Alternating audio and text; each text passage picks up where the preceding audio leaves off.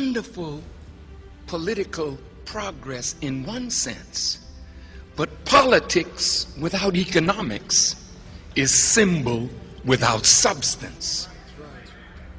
So what good is it to be the black mayor over somebody else's reality? And if you don't govern their reality right, they move you out. Travel to Africa and tell me if I'm lying. They sing out their national anthem. They salute their flag. They salute their new president. But who's running the economics of the country? Mandela, our great brother, symbol without substance. The same people that own the diamond mines, that own the gold mines, that own the economy before Mandela, own it still. See? So the challenge is to create a new educational paradigm. It's not outside of our grasp to do that, because this educational system is a failure. Don't worry about trying to transform it. Forget it. It was never designed to serve you well. The philosophers, Dewey, Kant, Hegel, these were racists, white supremacists.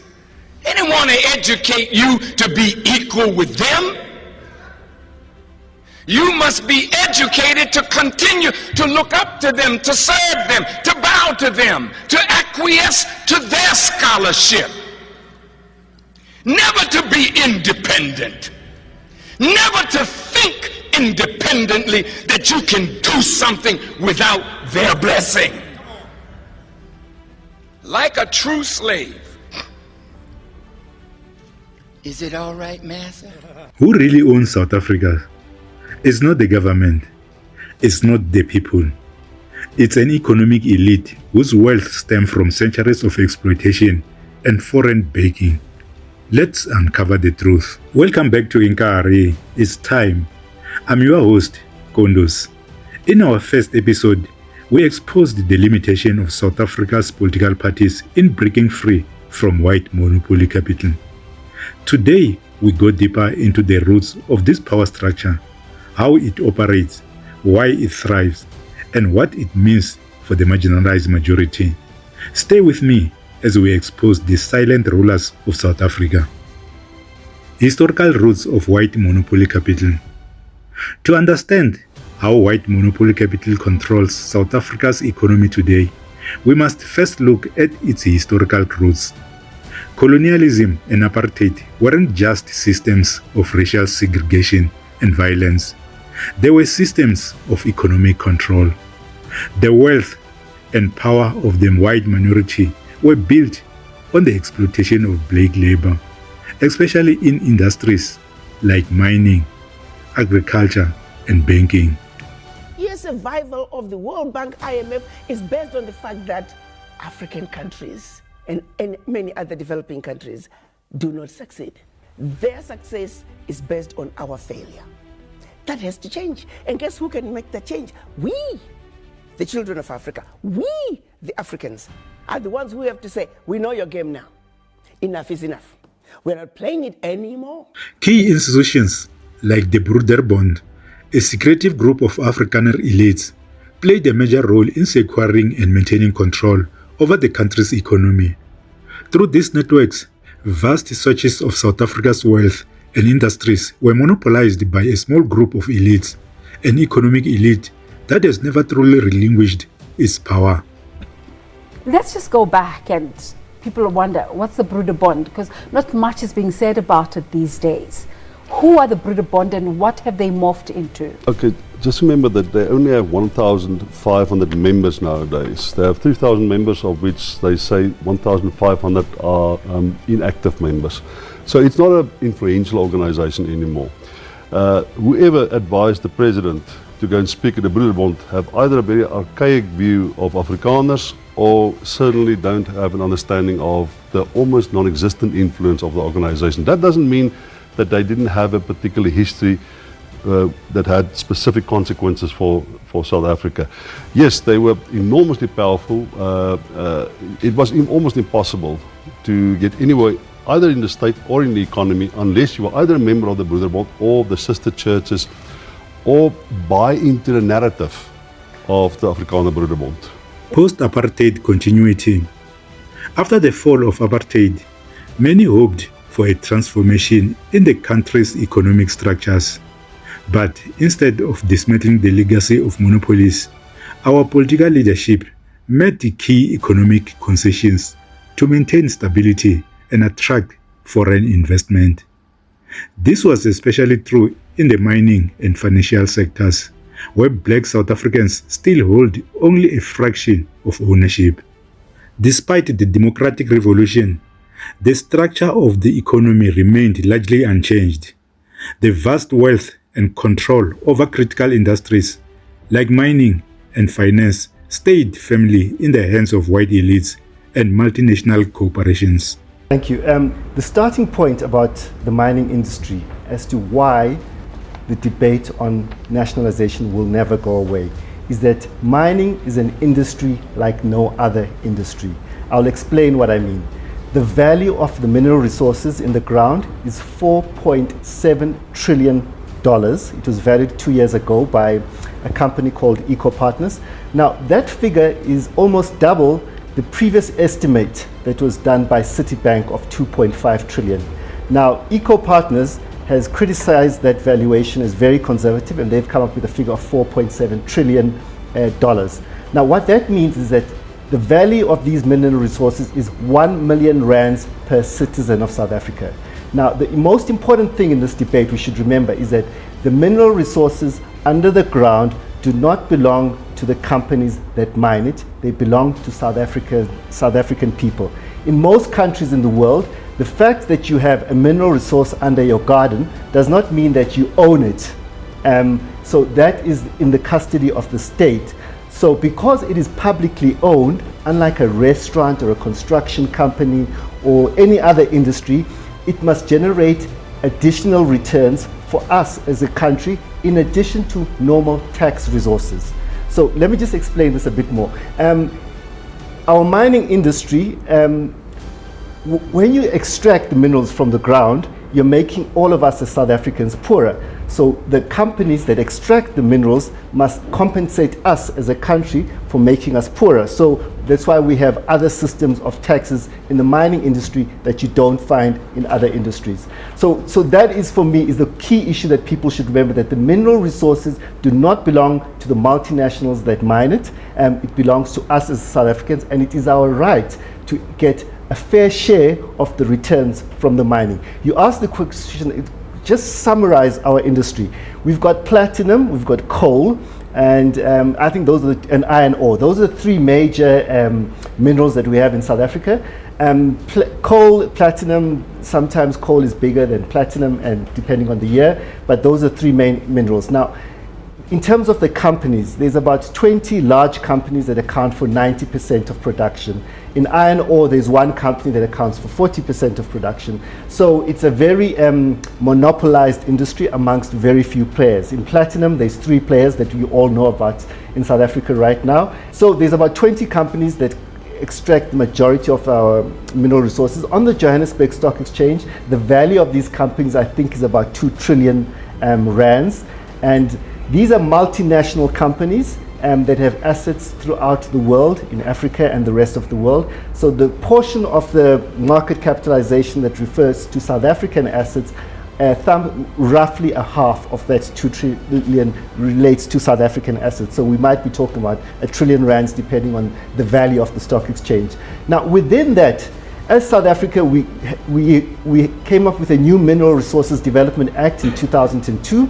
Now, what the state did is to say that we will cancel all the licenses that you previously had.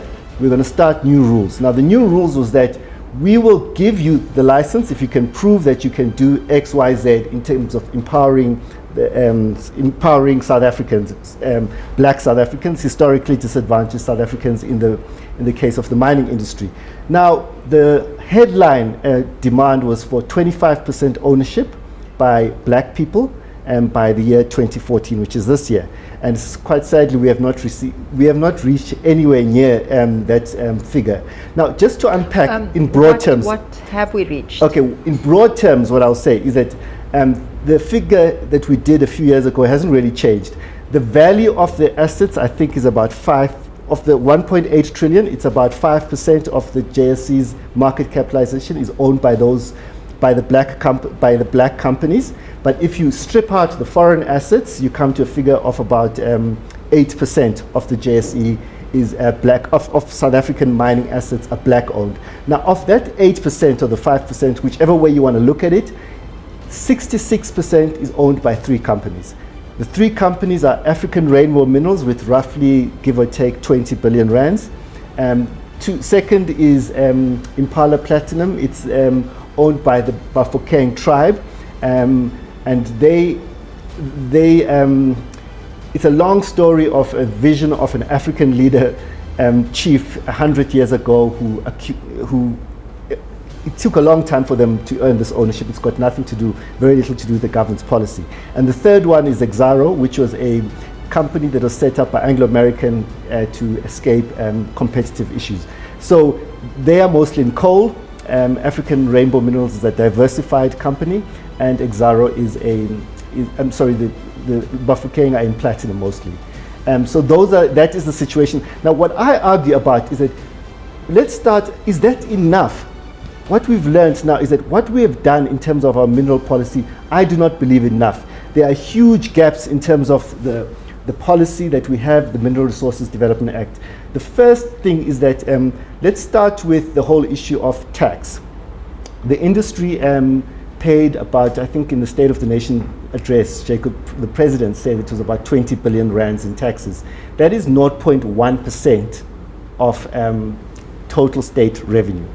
Now, if you look at the mineral endowment, which is 4.7 trillion rand, and then you look at the taxes that are paid, 20 billion rand, I would argue it's a pittance in terms of the return that we're getting as a country. And key industries under monopoly control.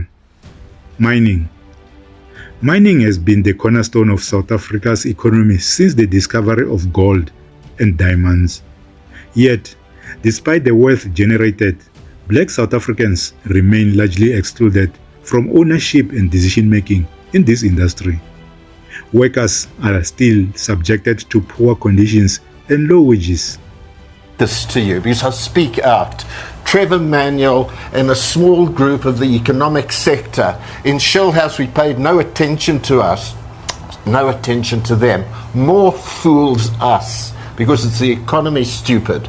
But we were looking at political power, we were looking at campaigning, we were looking at the election. I was one of those. We didn't pay any attention to where the real engine is. And these were a small group with Tito and others going off to the IMF, Maria Ramos, and going off to America, getting that kind of training, the ear of Mbeki, the ear of Madiba, and Davos.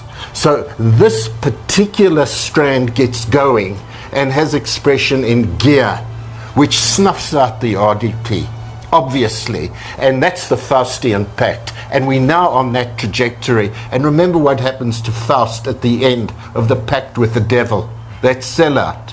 He's condemned to hell. And this is what's happening. The country's being condemned to hell, and Marikana's hell. And development, there was the question about the development factor in that platinum belt. Where is Gwedi Mantashe, Cyril Ramaphosa, Kgalema Motlanthe, all the big shots of the mining union? I mean, I feel bad having been at the helm of NEC and SACP. And I could kick myself Where was I? Why wasn't I going to those mining settlements to see the absolute dreadful conditions that we were allowing our people to live under? Why didn't we do just a damn simple thing? Make the bloody mining houses pay 5% of their profits into a housing plan to ensure that there's decent living conditions for the people who are digging the wealth up. That's not nationalization, that's just use of taxes. We fled from the question of heavy taxation of the business economic community of this country and their 150 years of banking. The banking sector continues to perpetuate inequality by limiting access to capital for black entrepreneurs and businesses. The country's major banks are still dominated by a small group of white-controlled financial institutions that prioritize the interests of international investors over local growth. Media. The media, too, plays a critical role in shaping the narratives that support white monopoly capital. Mainstream outlets often perpetuate the status quo, focusing on issues that distract from the real economic struggles faced by the majority of South Africans. Foreign influence in sustaining monopoly capital. South Africa's economy is also shaped by powerful foreign interests. Multinational corporations and foreign investors often prop up local elites, ensuring that the control of resources like minerals, energy, and land remains in their hands to the benefit of foreign powers. Take, for example, South Africa's mineral exports. While our natural resources are the lifeblood of the global economy, they are also a tool used by foreign powers like the US to maintain control over the country's wealth. These trade agreements often favor foreign investors at the expense of local communities. November 1993, South Africa was governed by the Transitional Executive Committee, the TEC. There was 8 National Party ministers and 8 senior members of the ANC. And they had a meeting to ask the International Monetary Fund for a loan of $850 million that we need for the transition. And the IMF, it was, of course, everything was arranged, was prepared to give the loan, but they had a document, a statement on economic policy, and said, yes, we will give you the money if all 16 sign the document. And if one read that document, statement on economic policy carefully, it is gear in embryo form. It is the new liberal policy. And so the ANC had no choice. It was, after in 1986 already, when Gorbachev and Reagan reached an agreement to seek negotiated settlements for all the flashpoints in the world. After that, Reagan informed the ANC that he can't any longer, the Soviet Union can't any longer support the ANC military and financially. Now the ANC don't want us to mention that. As they said, Gorbachev only told them to look for a diplomatic solution instead of a military solution.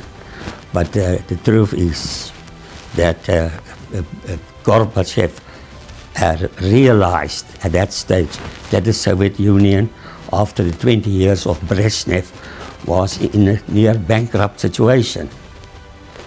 And it is rather remarkable that the American government put quite a lot of pressure on the National Party from Washington, and that Gorbachev from Moscow was putting pressure on the ANC to seek a solution.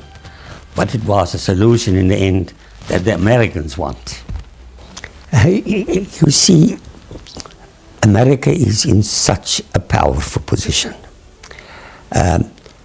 All the countries that became, all the colonial colonies that became independent since the Second World War has in fact been recolonized by the American empire. All these colonies have become satellites, dependent satellites of the American empire. That financial power, the cooperative power, the military power of the United States is so awful. After South Africa has been slotted in, the Americans can't be bothered of what we do, that we join the BRICS countries. I think that is a large mistake. If there is in the future a confrontation between BRICS and the United States, the United States can smash us with their financial power, their cooperative power. They let us do our thing, but they are on themselves content that they have South Africa completely under their control.